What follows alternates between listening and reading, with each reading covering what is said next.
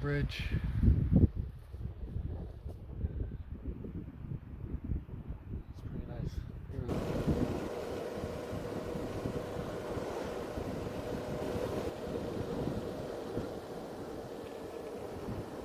How crazy is this road? What the? It's been this super wide gravel road that Alright, so it's morning of day 4 and just started packing up the tent and all my stuff. Did a bunch of stuff that I couldn't do last night because another late one again. And I'm at a campsite here, I forget which one, it's kilometre 56 on the Trans-Taiga, and met this great couple and their family, Simone and Melanie, and Melanie's family, and they've taken me in, offered me a cold beverage when I got here after my travels, and just offered me a coffee here now. They offered to sell me gas, just super sweet, nice people. Plan of the day, lighten the load. I'm going to get rid of some of the food that I packed because I've got way too much stuff. It's way too heavy. The lighter I can get the bike, the better it's going to be. And then it's make it to Mirage and see from there where or how far I can get down the road. If I can make it to the end today, that would be spectacular, but I'm not counting on it. It's still another 600 kilometers of gravel plus that stop at Mirage. So just going to do my best and enjoy.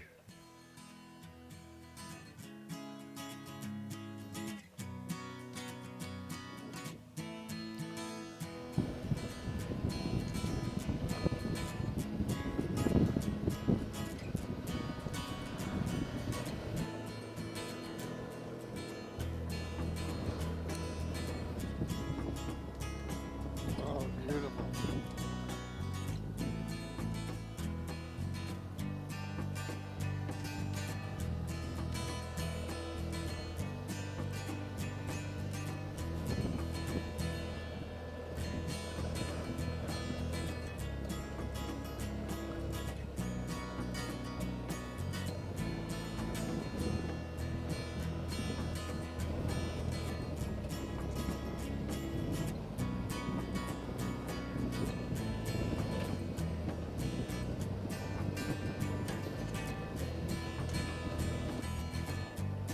I'm used to passing graders on my motorcycle trips, but this time it wasn't as much of a factor in slowing me down as every other time I've seen them.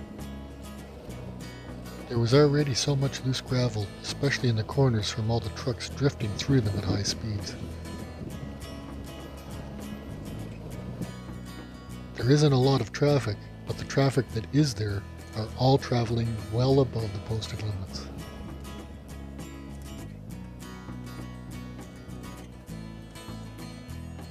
I'm not sure how long he was behind me, but once I let him pass, he was out of sight within minutes. Whoever was driving was quite comfortable on these roads, as I had never seen someone drift a transport until watching them.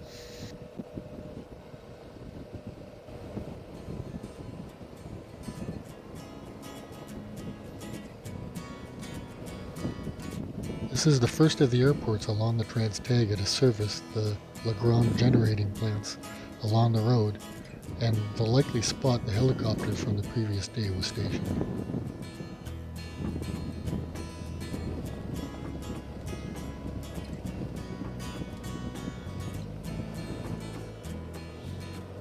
Anyone who enjoys the outdoors would appreciate the scenery and feeling of remoteness here.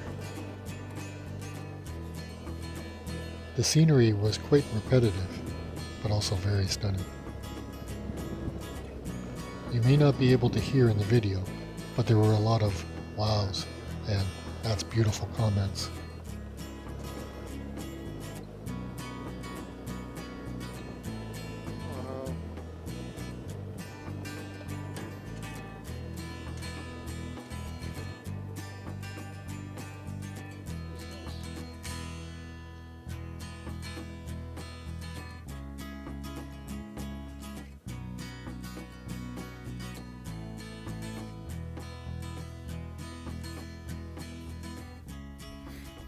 So I'm about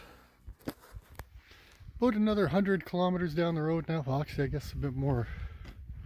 I think I'm at about 120 kilometers on the Grand or the Trans-Taiga now. I just stopped here at La Grande 12 Reservoir. Threw some of the food out that I had. I packed for a month, and I know better, but I'm glad to get rid of some of that weight and space. The road comes and goes. There's some spots I'm getting up to on the speedometer 90, and then there's other spots I have to slow right down. Washboard, especially in the corners, a lot of loose gravel as you're taking the turns.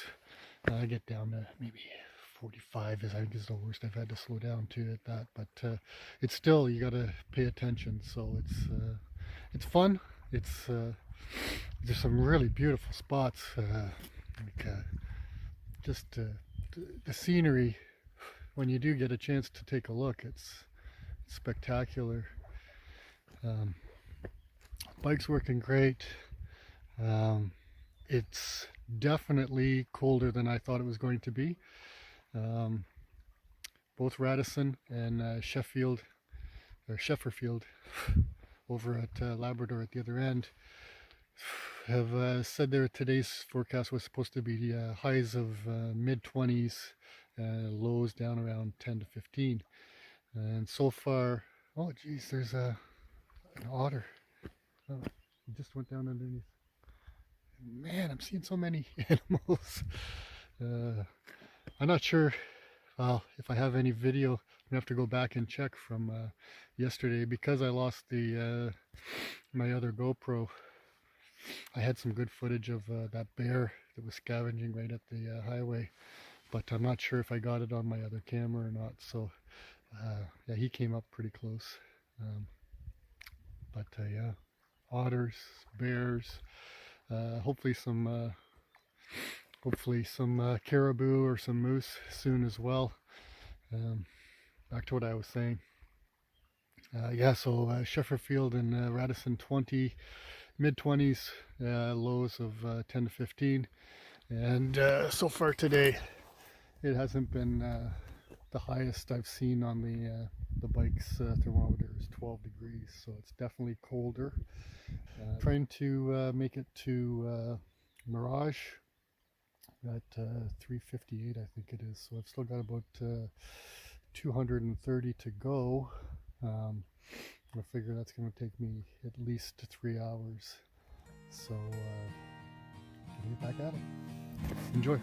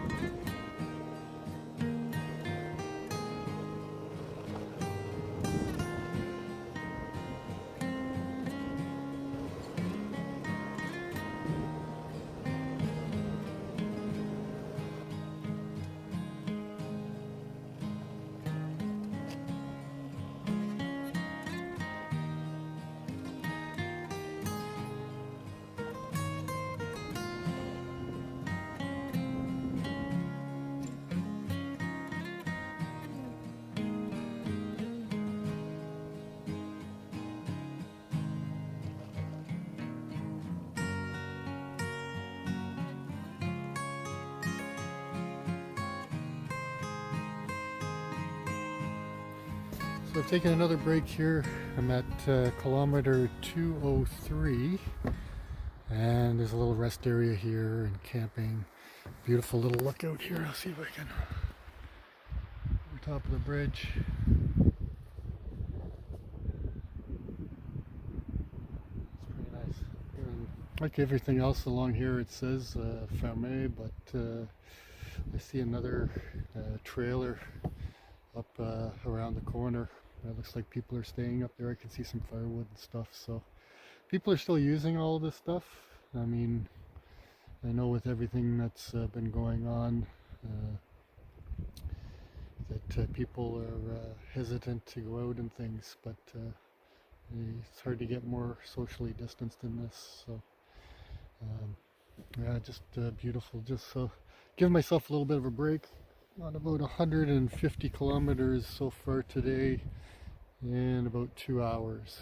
So still got another 180 to go to get to the Outfitters and get some gas, and then geez, even more to get.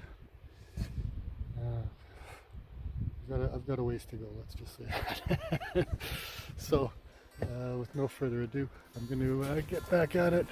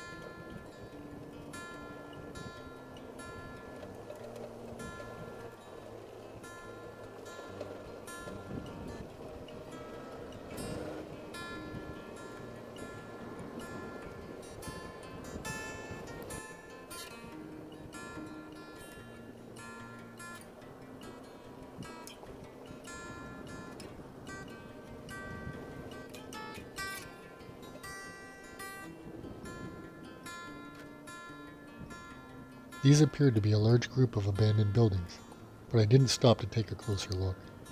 Perhaps in 2022.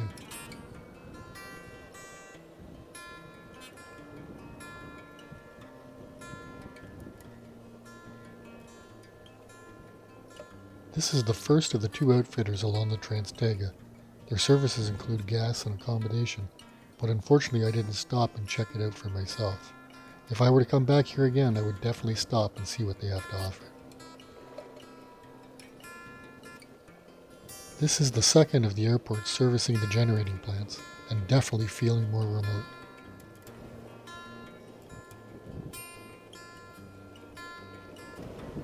I think this was a shift change, and these 3 trucks were all within 2 minutes of each other, and just about the last vehicles I would see for the rest of the day.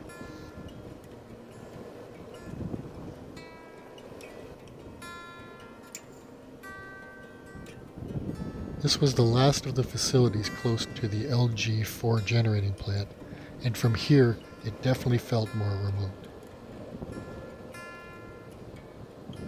From here I noticed 3 things happened. Firstly, the vehicles that had been passing approximately every 45 minutes stopped, and I saw less than a handful more all the way to the end of the Trans-Taiga. Secondly, the road actually improved as the less traveled roads had less and less loose gravel on it.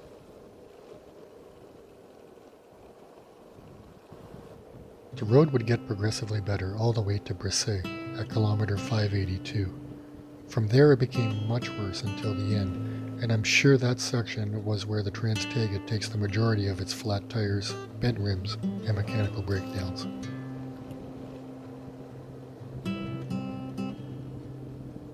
And lastly, the scenery got dramatically more spectacular. The road wrapped around many fresh streams, rivers, and pristine lakes.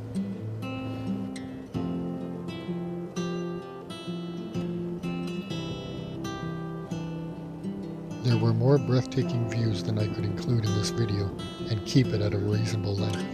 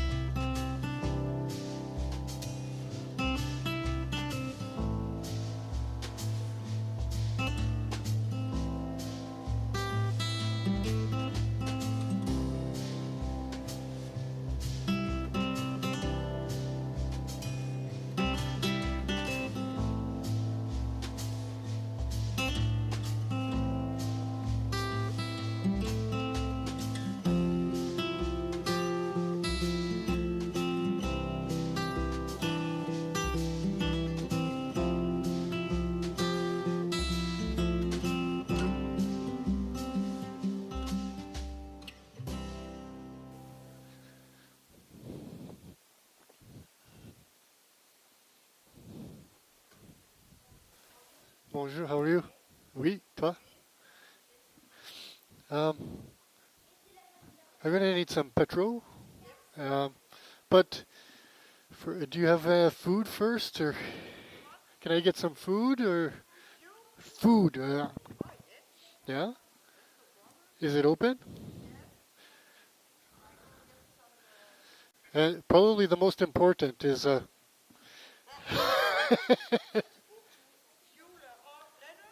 is do the what works best? Now, later, later? Yeah, yeah. Please and thank you, merci.